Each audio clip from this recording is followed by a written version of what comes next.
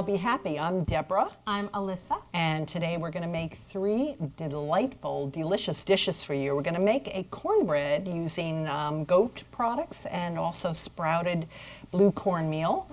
And Alyssa's going to make Vegetarian chili. which we've been making forever. And it is the best vegetarian chili you'll ever have. We're going to make a tossed salad. We're going to do it with pistachios and a fine olive oil finishing oil and berries with pomegranate molasses. Yum. So there you have it. So let's get into the cornbread. So usually they say mix the dry and then mix the wet Yeah. and then mix them together. I have to admit that I'm very, very, very, very, very lazy. And so I'm just going to mix it all in, 1, 2, 3.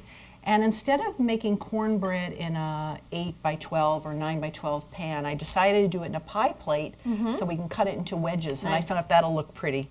So again, we're using a sprouted blue cornmeal, and we've been experimenting with that a lot lately. It digests like a vegetable, not like a starch. And the other thing, most cornbread recipes you look at are using another flour, so they're not really Right. cornbread. And most of them are sweet. And I don't know when we decided that we love cornbread as cake. Yeah. So I'm not making a cornbread cake today. I'm making an old-fashioned hearty cornbread. Which will go beautifully with a vegetarian chili. Right. So I have in here 2 cups of actually a cup and a half. I changed it. A cup and a half of the sprouted cornmeal, and I'm putting in a half a teaspoon of salt and 2 teaspoons of baking powder. And then I have some sour goat milk.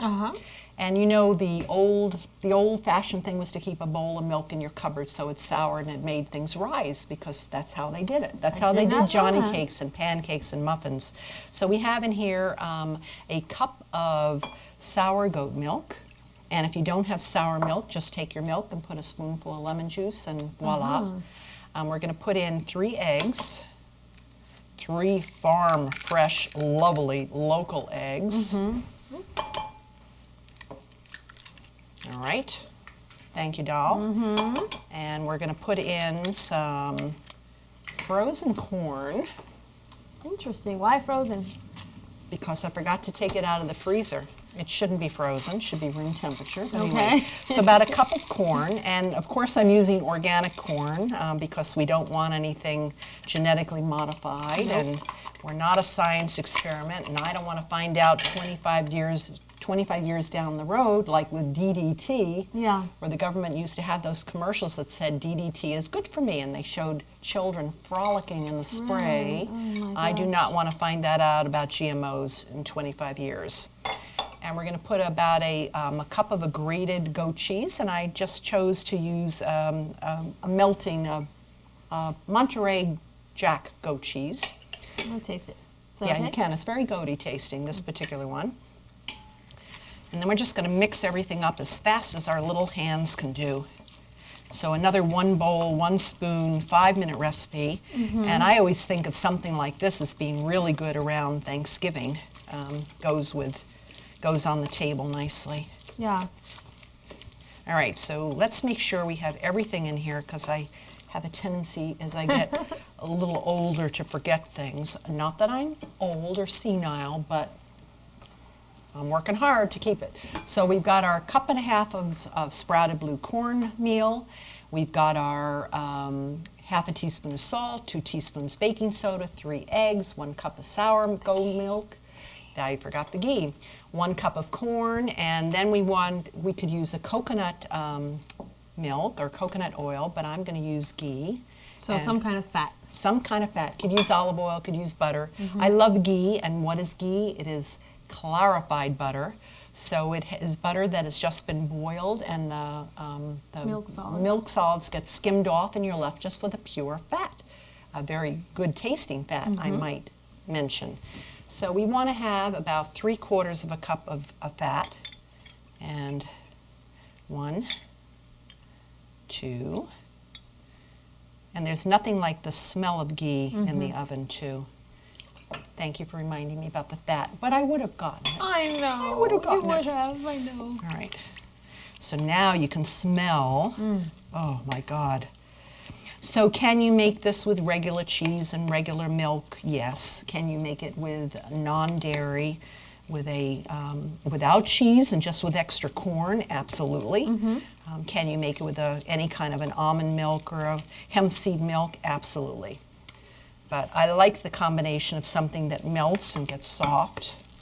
And now we're just going to scoop it in. I have greased the pan, and I've used some liquid lecithin, but you could grease it with butter or with ghee or with coconut milk, anything, coconut oil. So you can see that this has nice texture to it. Yeah. It's not too liquidy. And I'm just going to sort of pat it around. And then I'm going to put it in a 350 degree oven for about 20-25 minutes. So I'll put that in the oven. How do you know when it's done? You know, when it's done, I'll do the swap out. Oh, look at that. You know By the when it's magic done. of television. When it gets sort of brown around the edges, and when a knife put in the center comes out clean. That's beautiful. Yes. That does look like Thanksgiving. It does look like Yeah. Thanksgiving. So I cheated. I did the swap out ahead of time because you asked. But I'm going to put it here, and we'll go on to that vegetarian chili. All right. All right. Here we go. Thank you. Vegetarian chili. I got to tell you, Deborah, I feel like I can make this in my sleep. You probably could. I've made this so many thousands of times at the store. Now, another great thing about this dish is that you can do whatever you want with it. You can use any kind of bean you like. How do I do this? Let's try that. Woo! But anyway, it's a very, very hearty dish, especially in the winter, and you just want to, Satisfying. Very Yeah. satisfying. So we're going to start with a whole bunch of olive oil in the bottom. You want to cover the bottom of the pan pretty generously, I'd say. And we each have our own way of making this dish in the store. What I like to do is I like to start with, and I've never made it in such a small batch, I gotta say, so this is Yep. gonna be interesting. I'm gonna start with the 3 tablespoons of chopped garlic. I'm just gonna warm that up a little bit. And then I like to put in the carrots because they take the longest to cook. Right.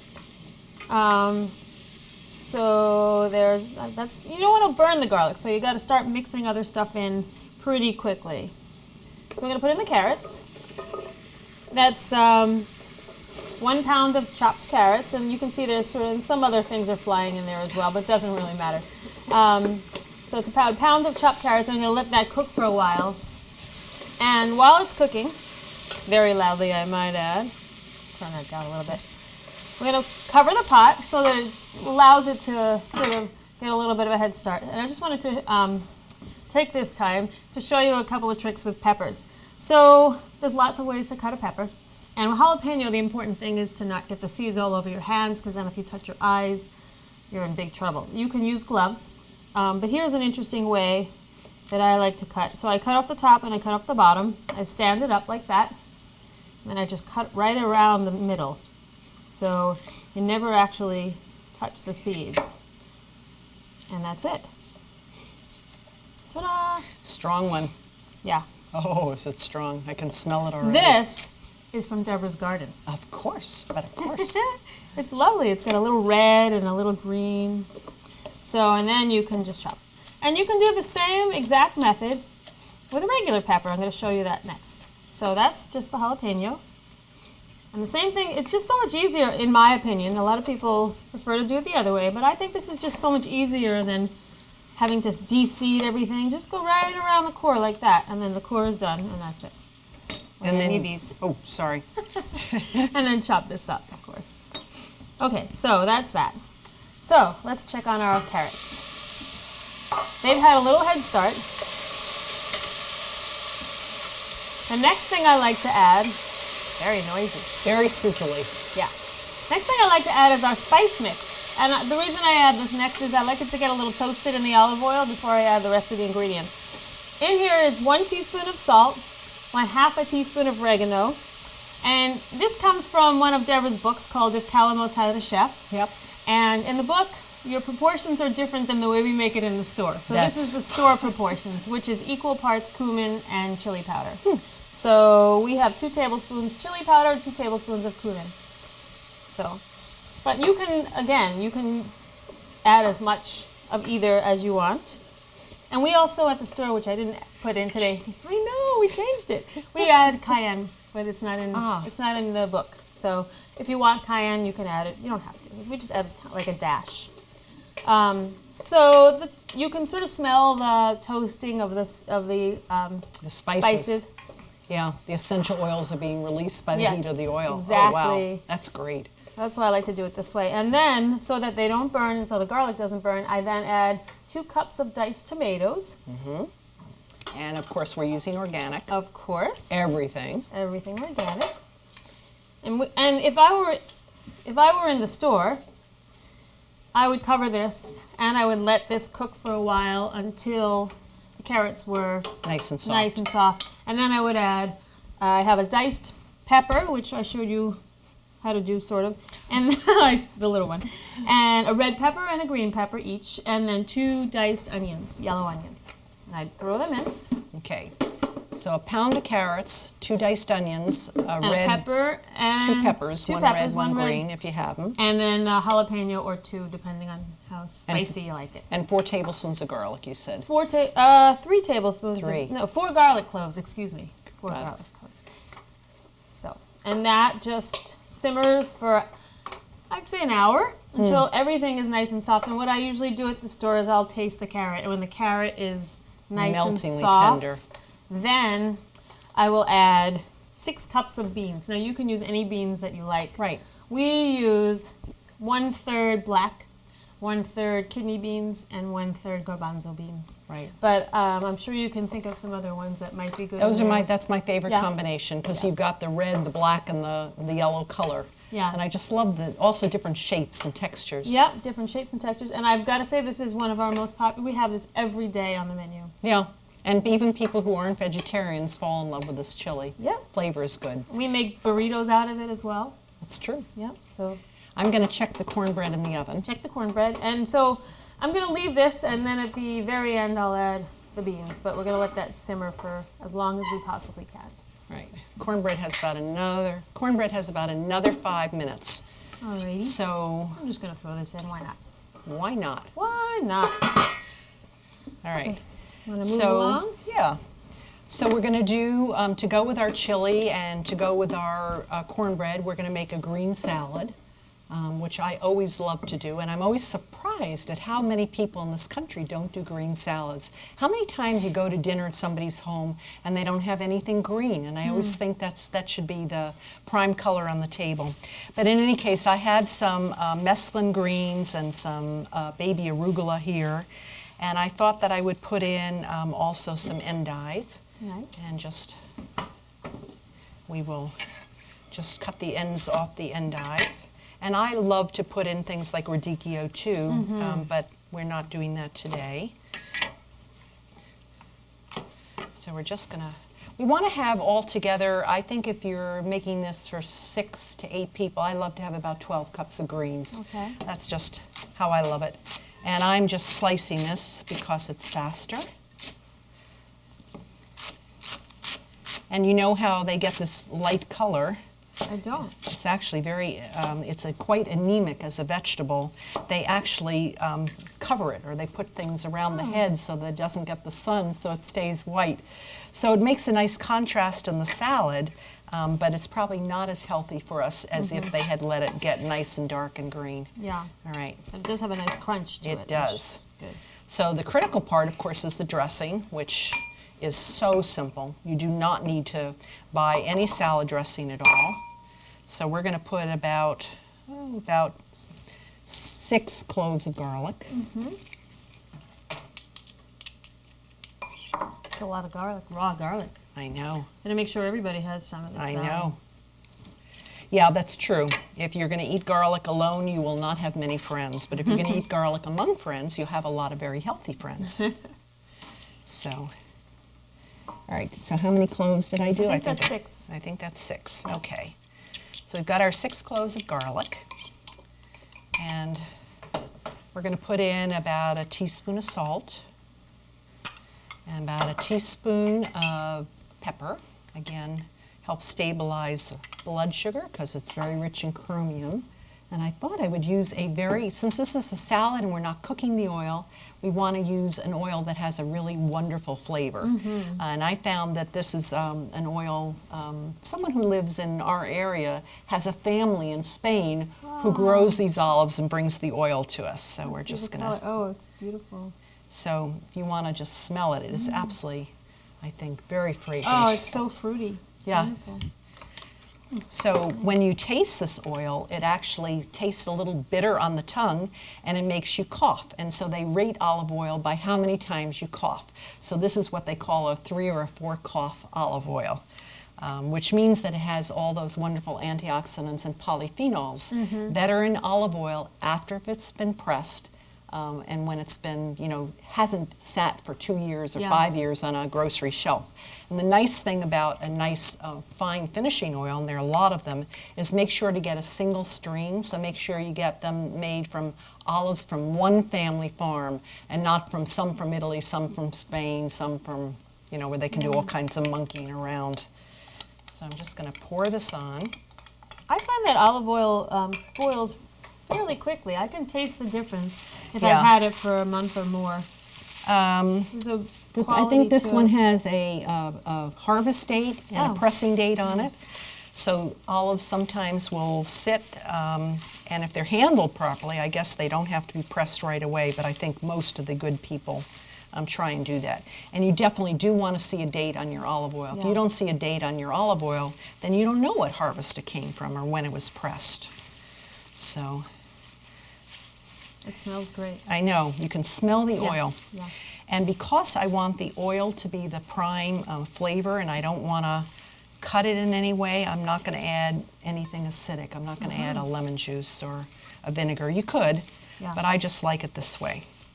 All right, and then we're going to add about, how many pistachios? Would you say that's about 2 cups of pistachios? Cup and a half. All right, so pour them in. All right. And pistachios, we know, are really high in iron, as are the greens. And Thank delicious. you. And delicious. My favorite. Yeah. So I've added a roasted, toasted pistachio, and there we have it. So how long did it take us to make that salad? What, 2 minutes? Just about. All right, so let's put that down there, and then let's get our berries done. That's good. Very good. All right, I approve. you approve? The olive oil and the pistachio nuts, perfect. Isn't it great? So we know we have a cornbread, we know we have a salad, we know we have chili, and most families, I would say, in this country would think they had to have a cake or a cookie or something like that for dessert. Well, when I was growing up, we never had cakes or cookies except when we had company or we went out for a special occasion. But what we did have after every meal was fruit. So it's sort of, again, it has those enzymes, and berries are something that are a lot lower in sugar than other fruits and really very lovely. So we're going to put those in a bowl, and I'm just trying to think what bowl we should use. I don't know, what is that one? Let's put our berries in here. That looks pretty. So we're just going to quickly cut the tops off the berries and throw the raspberries in there. Maybe you can throw the raspberries. And again, when we came home from school, we kids were in charge of always doing this for my mother. So berries, in addition to being lower in sugar so that a diabetic can have berries much more easily than they could a banana or a mango or some of the full sugar fruits. Also, when you talk about how to eat, so many people, if you're doing food combining, Yeah? so berries is one fruit that can go with a starch or a protein or a vegetable or fruit. It's the only category. So let's see, do we have, I'm slowing down the joint here. How'd you like to continue berries? Sure. And I'll get something to cut the cornmeal. Absolutely. My daughter used to take the raspberries and stick them on her fingers until they were all covered, and then she'd go, oh. The whole thing would be gone in 1 minute. Oh, let's not mix them with the garlic. Sorry. Okay, so we're going to get that cornbread. We're going to cut that.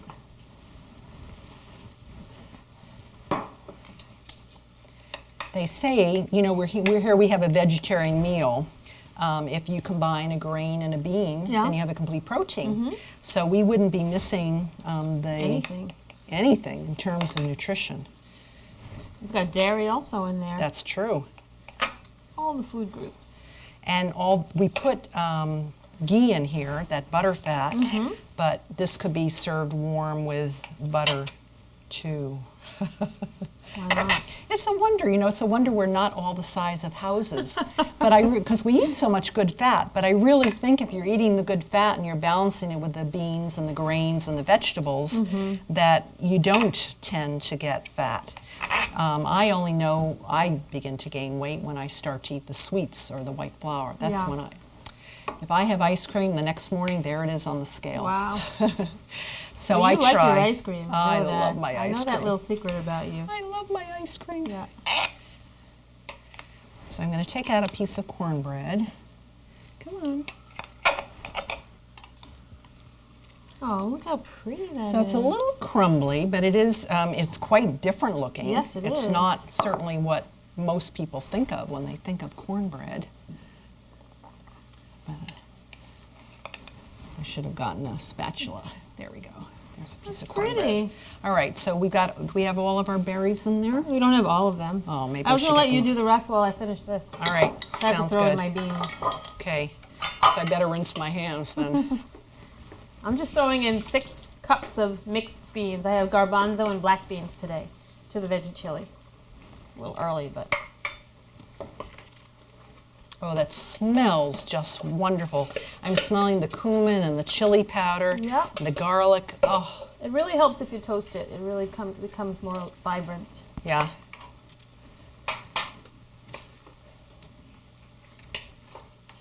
All right. And I love the fact that every ingredient we're using today is organic. Yeah. So That's I just great. feel it's much better for our farmers, it's much better for our world, it's much better for us. Yes. Yeah. All right.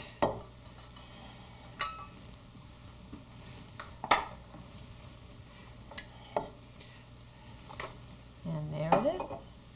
And I wanted to finish off the berries too. Oh, that's just beautiful. So I want to finish off the berries Yeah. with some pomegranate molasses. And we could toss it with a little maple syrup or a little honey or a little sugar or agave, coconut sugars, what I meant when I say sugar. Or we could just put in a little orange juice. Yeah. But I happen to love pomegranate I've molasses. never tried it. Never? Hint, hint. Every time you come here, you say, oh, I've never tried it. So pomegranate molasses is just the pomegranates boiled down with some sweetener, What kind of sweetener? and it is using sugar. Oh, it's really thick. It has a texture of molasses, but the taste of Oh, it's pomegranates. delicious. So it's the one product that I have grandfathered in my house. It's the one product I have in my house that has sugar, because once I tasted it and I found out that they cooked it down with sugar, I said I can't. That is It doesn't wonderful. matter. I can't not use it. Oh my gosh. That's So we're going to put a little bit of pomegranate molasses on these berries, That's really nice. and we'll toss the ones in the middle, and then So we could have used blueberries in this too, but blueberries right now aren't in season, and I just didn't want to. That's so good. All right, a It'll be little my drizzle new more. favorite thing. I bet that's good in salad dressing too. It's wonderful. I make a lot of good summer salads with tomatoes and watermelon that uses pomegranate molasses, and there's even one that has with sumac and cabbage. It's just wonderful. Do we sell it? Of at the course store? we do. Alyssa. Sorry. All right, Didn't so let's see. I'm just trying to think here. So I eat with my eyes. I don't know about all of you. I eat with my eyes. I want to have things that are colorful. And so when I look at this dinner, I'm thinking I've got green, I've got red, I've got orange, I've got tan, I've got blue. I mean, this Pretty is an much covered. absolutely beautiful. And so if you're eating for color, you're getting all the antioxidants you need, you're getting all the nutrients you need, and God, what a meal. Lovely. Would you have this before a football game or during a football game? Yeah, maybe I'm not a big so. football fan. Neither am I. I'll But, just eat the meal and then go home. but you hear people eating sliders and Yes, Doritos, yes. and so I would prefer anyway. this for sure. So from Deborah, And Alyssa. we have had a great time cooking with you in the kitchen, and I Mm-hmm. think we've made a meal that is colorful, beautiful, and delectably delicious. Indeed. See you soon.